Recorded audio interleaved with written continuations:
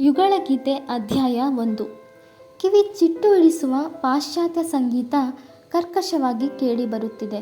ಮದ್ಯದ ಲೋಟ ಹಿಡಿದು ನಶೆಯಲ್ಲಿ ಮುಳುಗಿರುವವರ ಮೇಲೆ ಪರಿಣಾಮ ಬೀರದದು. ಗಾಢವಾಗಿ ಹರಡಿರುವ ಶರಾಬಿನ ದುರ್ನಾದಕ್ಕೆ ಮುಖ ಕಿವುಚುವವರಿಲ್ಲ.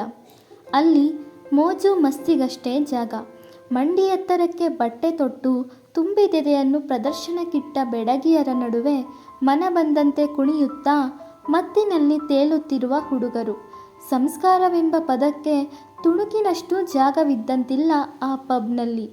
ಕೌಂಟರ್ ಬಳಿ ಕುಳಿತು ಒಂದರ ಮೇಲೊಂದು ಲೋಟ ಮದ್ಯವನ್ನು ಗಂಟಲಿಗಿಳಿಸುತ್ತಿರುವವನಿಗೆ ಇಹದ ಪರಿವಿಲ್ಲ.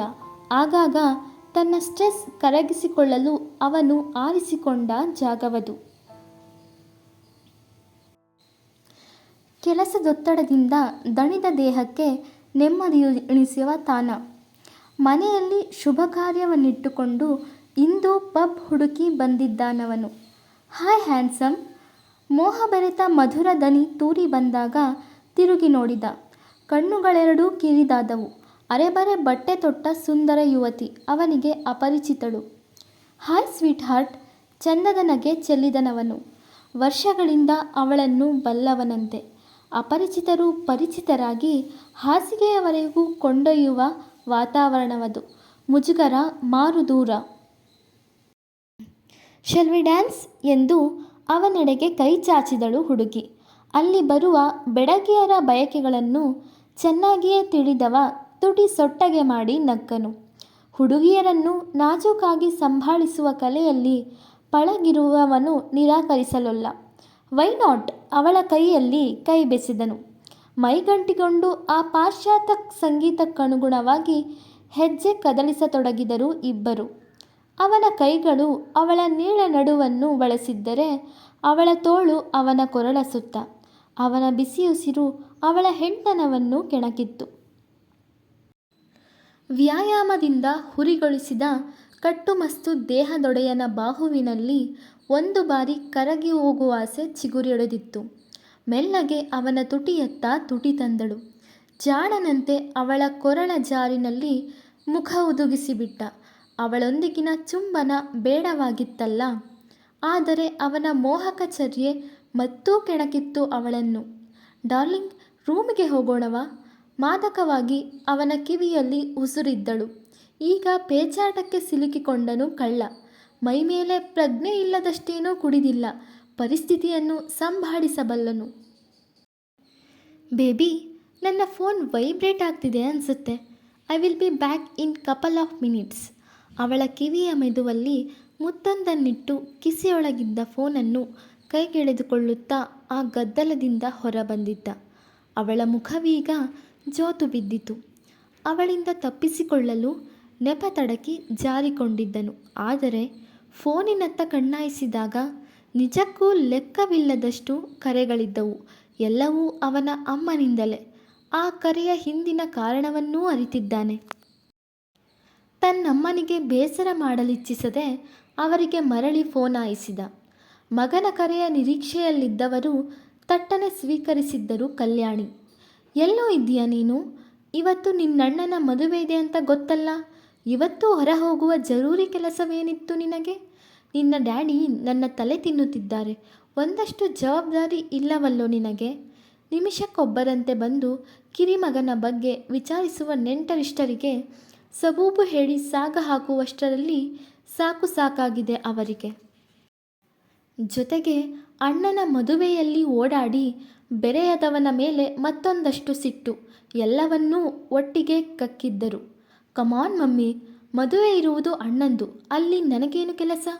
ಪ್ರತಿಯೊಂದು ವಿಷಯವನ್ನು ವ್ಯಾವಹಾರಿಕವಾಗಿ ಅಳೆದು ತೂಗುವವ. ಕುಟುಂಬದ ಶುಭ ಕಾರ್ಯದಲ್ಲಿ ಮನೆಯವರೆಲ್ಲ ಭಾಗವಹಿಸುವಿಕೆ ಅತ್ಯಗತ್ಯ ಎಂಬ ತಿಳುವಳಿಕೆ ಇಲ್ಲ. ಏನೋ ಹಾಗಂದ್ರೆ, ಇದು ನಿನ್ನ ಆಫೀಸಲ್ಲಿ ನಡೆಯುವ ಮೀಟಿಂಗ್ ಅಲ್ಲ. ನಿನ್ನ ಅಗತ್ಯ ಇಲ್ಲ ಅಂತ ಹಾಜರಾಗದೇ ಇರಲು. ಮದುವೆ ಕಣೋ, ನಿನ್ನಣ್ಣನ ಮದುವೆ. ಮುಂದೆ ನಿಂತು ಏನೂ ತೊಂದರೆಯಾಗದ ಹಾಗೆ ನೋಡಿಕೊಳ್ಳಬೇಕಾದವನು ನೀನೇ. ಆದರೆ ಎಲ್ಲಿದ್ದೀಯೋ ಗೊತ್ತಿಲ್ಲ. ಛೇ, ಯಾಕೋ ಹೀಗೆ ಹೊಟ್ಟೆ ಹೊರಿಸುತ್ತೀಯಾ? ಅಸಮಾಧಾನದಿಂದ ಕನಲಿ ಹೋದರು ಕಲ್ಯಾಣಿ. ಆದರೂ ಅವ ಬಗ್ಗದಿದ್ದಾಗ ಕೊನೆಗೆ ಬಿಕ್ಕತೊಡಗಿಬಿಟ್ಟರು ಅವನನ್ನು ಸರಿದಾರಿಗೆ ತರಲು ಕಡೆಗುಳಿದ ಅಸ್ತ್ರ ಕಣ್ಣೀರೊಂದೇ. ಪ್ಲೀಸ್ ಮಮ್ಮಿ, ಅಳು ನಿಲ್ಲಿಸು. ಮಾತಿಗೂ ಮುಂಚೆ ಹಂಡೆಗಟ್ಟಲೆ ಕಣ್ಣೀರು ಸುರಿಸುತ್ತೀಯ. ಈಗೇನು, ನಾನಲ್ಲಿಗೆ ಬರಬೇಕು ಅಷ್ಟೇ ತಾನೇ? ಬರ್ತೀನಿ. ಸಿಡುಕಿ ಕರೆ ತುಂಡರಿಸಿದ. ಎದೆಯ ಮೇಲೆ ಕೈಯೊತ್ತಿ ನಿಟ್ಟುಸಿರು ಹೊರಚೆಲ್ಲಿದರು ಕಲ್ಯಾಣಿ. ಮಗನನ್ನು ಒಪ್ಪಿಸುವಷ್ಟರಲ್ಲಿ ದಣಿದು ಹೋಗಿದ್ದರಲ್ಲ, ಈಗ ಒಂದಷ್ಟು ಸಮಾಧಾನ. ಮದುವೆ, ಆ ಪದ ಕೇಳಿದರೆ ಕುಹಕ ನಗುವೊಂದು ಅಪ್ಪಣೆ ಇಲ್ಲದೆ ಕುಳಿತು ಬಿಡುತ್ತದೆ ಅವನ ತುಟಿಯಂಚಲ್ಲಿ. ಅವನ ಪ್ರಕಾರ ಮದುವೆ ಎಂದರೆ ಗಂಡು ಹೆಣ್ಣು ನಾಲ್ಕು ಗೋಡೆಗಳ ಮಧ್ಯೆ ನೈತಿಕವಾಗಿ ದೈಹಿಕ ಚಪಲ ತೀರಿಸಿಕೊಳ್ಳಲು ಸಮಾಜದಿಂದ ದೊರೆಯುವ ಅನುಮತಿ ಪತ್ರ. ಅದಕ್ಕೆ ಹೊರತಾಗಿ ಮತ್ತೇನೂ ಅಲ್ಲ. ಭಾವನೆಗಳ ಪೋಣಿಸುವಿಕೆಯಲ್ಲ, ಬಂಧಗಳ ಬೆಸುಗೆಯಲ್ಲ, ಮನಸ್ಸುಗಳ ಮಿಲನವಲ್ಲ. ಪ್ರೀತಿಗೆ ಒಂದಷ್ಟೂ ಜಾಗವಿಲ್ಲ. ತನ್ನ ಅತ್ತಿಗೆ ಆಗುತ್ತಿರುವ ಹುಡುಗಿಯ ಬಗ್ಗೆ ಮರುಕವಿದೆ. ಆಕೆಯ ತಂದೆ IAS ಅಧಿಕಾರಿ. 10 ಕೋಟಿ ಲಾಭ ಬರಲಿದ್ದ ಪ್ರಾಜೆಕ್ಟ್ಗೆ ಅವರ ಸಹಿ ಬೇಕಿತ್ತು. ಅವರು ಒಪ್ಪದಿದ್ದಾಗ ಮದುವೆಯ ಮಾತುಕತೆಯಾಡಿ ರಾಜಿಯಾಗಿಬಿಟ್ಟರು ಅವನ ಅಪ್ಪ. ಪ್ರಾಜೆಕ್ಟ್ ಕೈ ಸೇರಿ ಉಪಾಯವು ಸಫಲವಾಗಿತ್ತು. ಇದೊಂದು ನಿದರ್ಶನ ಸಾಕಿತ್ತಲ್ಲ ಅವನ ಮನಸ್ಸಿನಲ್ಲಿ ಮದುವೆಯ ಬಗ್ಗೆ ಮತ್ತಷ್ಟು ಕೀಳರಿಮೆ ಮೂಡಲು. ಅವನು ಪಬ್ನಿಂದ ಸೀದಾ ಹೊರಟು ಬಂದಿದ್ದು ಮನೆಗೆ. 3 ಬಂಗಲೆಯಂಥ ಖಾಲಿ ಮನೆ ಅವನನ್ನು ನೀರವವಾಗಿ ಸ್ವಾಗತಿಸಿತ್ತು. ಮದುವೆಯ ನಿಮಿತ್ತ ಎಲ್ಲರೂ ಕಲ್ಯಾಣ ಮಂಟಪ ಸೇರಿದ್ದಾರೆ. ಇಲ್ಲೀಗ ಅವನೊಬ್ಬನೇ. ಅಮಲಿನಲ್ಲಿ ತಲೆ ಧಿಮ್ಮೆನ್ನುತ್ತಿದೆ. ಹಾಸಿಗೆ ಕೊರಗಿ ಹಾಯಾಗಿ ನಿದ್ರಿಸಿಬಿಡುವ ತವಕ. ಆದರೆ ಅಮ್ಮನಿಂದ ಆಜ್ಞೆಯಾಗಿದೆ. ಕಲ್ಯಾಣ ಮಂಟಪಕ್ಕೆ ತುರಂತದಲ್ಲಿ ಹೊರಡಬೇಕಿದೆ. ಅವನ ತಲೆ ಇನ್ನಷ್ಟು ಚಿಟಿಗುಟ್ಟತೊಡಗಿತು. ನಾನಿಲ್ಲದಿದ್ದರೆ ಅವನು ತಾಳಿ ಕಟ್ಟುವುದಿಲ್ಲವೇನೋ. ಕತ್ತಿಗೆ ಒಂದೆಳೆ ದಾರ ಬಿಗಿಯುವುದಕ್ಕೆ ಇಷ್ಟೆಲ್ಲ ಆಡಂಬರ. ನನ್ನ ಜೀವ ಹಿಂಡುತ್ತಾರೆ, ಛೇ. ಗೊಣಗುತ್ತಲೇ ಬಾತ್ರೂಮ್ ಸೇರಿದ್ದ. ಹಬೆಯಾಡುವ ಸುಡುನೀರು ಮೈ ತೋಯಿಸಿದಾಗ ಮಧ್ಯದ ಅಮಲು ಒಂದಷ್ಟು ಇಳಿದಿತ್ತು. ಅವನ ಅಸಹನೆಯ ಉಸಿರು ಬೆರೆತ ಬಿಸಿ ನೀರಿನಲ್ಲಿ ಮಿಂದು ಬಂದು ಚೊಕ್ಕವಾಗಿ ತಯಾರಾದನು. ಸದಾ ಲವಲವಿಕೆಯ ಚಿಲುಮೆ. ಎಲ್ಲರ ಮುದ್ದಿನ ಮಗ.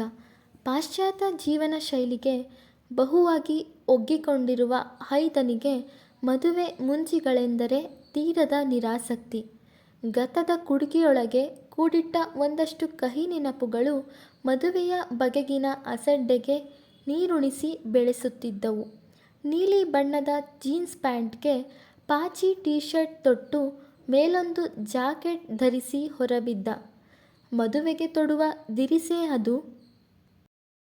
ನಗರದ ಐಷಾರಾಮಿ ಕಲ್ಯಾಣ ಮಂಟಪವದು. ಗಣ್ಯಾತಿ ಗಣ್ಯರೆಲ್ಲರೂ ನೆರೆದಿದ್ದಾರಲ್ಲಿ. ಹಿರಿಯರಿಗೆ ಮುಗಿಯದ ಅವಸರ. ಕಣ್ಕುಕ್ಕುವಂತೆ ಸಿಂಗಾರ ಮಾಡಿಕೊಂಡು ಓಡಾಡುತ್ತಿರುವ ಕನ್ಯಾಮಣಿಗಳು.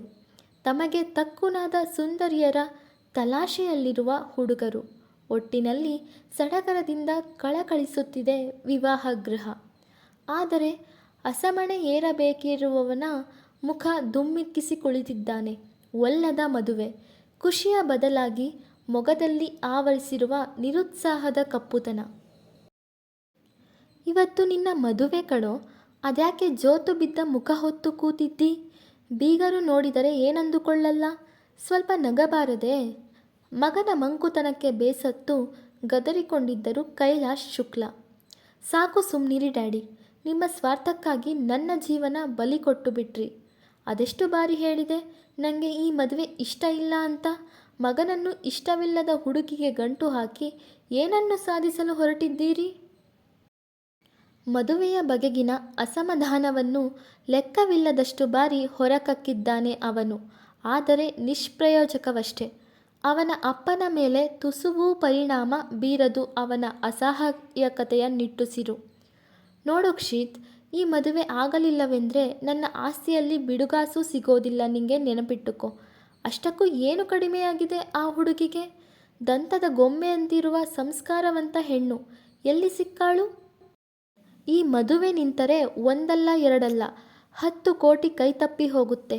ದೊಡ್ಡ ಮನೆ ಸಂಬಂಧ. ಮುಂದೆ ನಮ್ಮ ವ್ಯವಹಾರಕ್ಕೂ ಉಪಯೋಗಕ್ಕೆ ಬರುತ್ತಾರವರು. ತೆಪ್ಪಗೆ ರೆಡಿಯಾಗು. ಕೊನೆಯ ಮಾತೆಂಬಂತೆ ಅಣತಿ ಹೊರಡಿಸಿ ಹೊರನಡೆದು ಬಿಟ್ಟರು ಕೈಲಾಶ್. ಮದುವೆ ನಿಲ್ಲಿಸುವ ಪ್ರಯತ್ನ ಮರುಭೂಮಿಯಲ್ಲಿ ಬಿದ್ದ ಮಳೆಹನಿಯಾಯಿತು. ತಲೆಯ ಮೇಲೆ ಕೈ ಹೊತ್ತು ಕೂತ ಪರೀಕ್ಷಿತ್ ಶುಕ್ಲ. ಕಾಡಿಗೆ ತೀಡಿದ ಕಂಗಳಲ್ಲಿ ಹೊಂಗನಸುಗಳ ರಾಶಿ. ನವಜೀವನಕ್ಕೆ ಕಾಲಿಡಲು ಉತ್ಸುಕಳಾಗಿದ್ದಳು ಮಥುರಾ. ಮದುವೆಯ ಹಿಂದಿನ ಅಸಲಿಯತ್ತನ್ನು ಅರಿಯದೆ ಪರೀಕ್ಷಿತ್ನನ್ನು ಬಹಳವೇ ಪ್ರೀತಿಸತೊಡಗಿದ್ದಾಳೆ. ಹೃದಯದಲ್ಲಿಟ್ಟು ಆರಾಧಿಸತೊಡಗಿದ್ದಾಳೆ. ಆದರೆ ಅವನು? ಮಥುರಾ? ಅತ್ತೆಯ ಅಕ್ಕರೆಯ ದನಿಗೆ ತಿರುಗಿ ನೋಡಿದಳು. ವಧುವಿನ ಅಲಂಕಾರದಲ್ಲಿ ಮಂದಗಮನೆ ಮಥುರಾ. ಭಾವಿ ಸೊಸೆಗೊಮ್ಮೆ ದೃಷ್ಟಿ ನಿವಾಳಿಸಿ ಗಲ್ಲದ ಕೆಳಗೊಂದು ಕಣ್ಣಿಂದ ಸವರಿಕೊಂಡ ಕಪ್ಪು ಚುಕ್ಕೆಯನ್ನಿಟ್ಟರು ಕಲ್ಯಾಣಿ. ಅದೆಷ್ಟು ಮುದ್ದಾಗಿದ್ದೀಯೇ ಹುಡುಗಿ. ನನ್ನ ಮಗ ಅದೃಷ್ಟ ಮಾಡಿದ್ದ ಇಂಥ ಹುಡುಗಿಯನ್ನು ಪಡೆಯುವುದಕ್ಕೆ. ಗಂಡನ ಯೋಚನೆಗಳಾವುವು ಕಲ್ಯಾಣಿಯವರಿಗೆ ತಲುಪಿಲ್ಲ. ಅವರೇ ಖುದ್ದಾಗಿ ಹುಡುಕಿ ಅವಳ ಗುಣವನ್ನು ಮೆಚ್ಚಿ ಮಗನಿಗೆ ಜೋಡಿ ಮಾಡುತ್ತಿರುವರೆಂದೇ ಭಾವಿಸಿದ್ದಾರೆ. ವ್ಯವಹಾರದ ಲೆಕ್ಕಾಚಾರಗಳ ತಿಳುವಳಿಕೆ ಇಲ್ಲ ಆ ಮುಗ್ಧ ತಾಯಿಗೆ. ಅತ್ತೆಯ ಹೊಗಳಿಕೆಗೆ ಹುಡುಗಿಯ ಗಲ್ಲವೀಗ ಕೆಂಪು ಕೆಂಪು. ಮಮ್ಮಿ, ಅಣ್ಣ ಬಂದಿದ್ದಾನೆ. ತಾರಸಿ ಹಾರುವಂತೆ ಕಂಚಿನ ದನಿಯಲ್ಲಿ ಕೂಗುತ್ತಾ ಓಡಿ ಬಂದಿದ್ದಳು ಪ್ರಣವಿ, ಕಲ್ಯಾಣಿಯವರ ತೃತೀಯ ಪುತ್ರಿ. ಅವರ ಕಣ್ಣುಗಳು ಖುಷಿಯಿಂದ ಮಿನುಗಿದವು. ಅವನು ಮದುವೆಯಲ್ಲಿ ನಿಂತು ನಿಭಾಯಿಸುವುದೇನೂ ಬೇಡ, ಹಾಜರಾದರೆ ಸಾಕಿತ್ತವರಿಗೆ. ಅಂತೂ ತಾಯಿಯ ಕಣ್ಣೀರು ಕಲ್ಯಾಣ ಮಂಟಪದವರೆಗೂ ಎಳೆತಂದಿದೆ ಅವನನ್ನು. ಮಥುರಾ, ಬೇಗ ತಯಾರಾಗಮ್ಮ, ಮುಹೂರ್ತಕ್ಕೆ ಸಮಯವಾಯಿತು. ಚಂದದ ನಗು ಸೂಸಿ ಅವಸರದಿಂದ ಮಗನನ್ನು ಕಾಣಲು ಓಡಿದರು. ಮಾಮೂಲಿ ಬಟ್ಟೆಯನ್ನು ಮೈಗೇರಿಸಿಕೊಂಡು ಆ ಆಡಂಬರದ ಮದುವೆಗೆ ಬಂದಿದ್ದಾನೆ. ಅಲ್ಲಿರುವ ಅತಿಥಿಗಳೂ ಅವನಿಗಿಂತ ಚಂದವಾಗಿ ತಯಾರಾಗಿದ್ದರೇನೋ. ಅವನನ್ನು ಕಂಡು ಹಣೆ ಬಡಿದುಕೊಂಡರು ಕಲ್ಯಾಣಿ. ಏನೋ ನಿನ್ನ ಅವತಾರ, ಹೀಗ ಮದುವೆಗೆ ಬರೋದು? ಹುಡುಗಿಯ ಅಪ್ಪ IAS ಅಧಿಕಾರಿ, ಗಣ್ಯಾತಿ ಗಣ್ಯರು ಮದುವೆಗೆ ಬಂದಿದ್ದಾರೆ. ಮನೆ ಮಗನಾಗಿ ಇಷ್ಟು ಸಾಧಾರಣ ಬಟ್ಟೆ ತೊಟ್ಟಿದ್ದೀಯಲ್ಲ. ನಡಿ, ಬೇಗ ಬಟ್ಟೆ ಬದಲಿಸು. ಅವನ ಸ್ವಭಾವದ ಅರಿವಿದ್ದವರು ಅವನಿಗಾಗಿ ಮೊದಲೇ ಚಿನ್ನದೆಳೆಯ ದುಬಾರಿ ಶೇರ್ವಾನಿಯೊಂದನ್ನು ಆರಿಸಿಟ್ಟಿದ್ದರು. ಎಷ್ಟು ಕಾಟ ಕೊಡ್ತೀಯ ಮಮ್ಮಿ? ಮದುವೆ ಅಣ್ಣನದ್ದು, ನನ್ನನ್ಯಾರು ನೋಡುತ್ತಿದ್ದರು? I am comfortable with this outfit. ಕಿರಿಕಿರಿಯಿಂದ ಕಣ್ತೇಳಿಸಿದ. ನಂಗದೆಲ್ಲ ಗೊತ್ತಿಲ್ಲ ಕಣೋ. ಫೋಟೋ ಶೂಟ್ ಇರುತ್ತೆ, ನೀನು ಹೀಗೆಲ್ಲ ಇರುವಂತಿಲ್ಲ.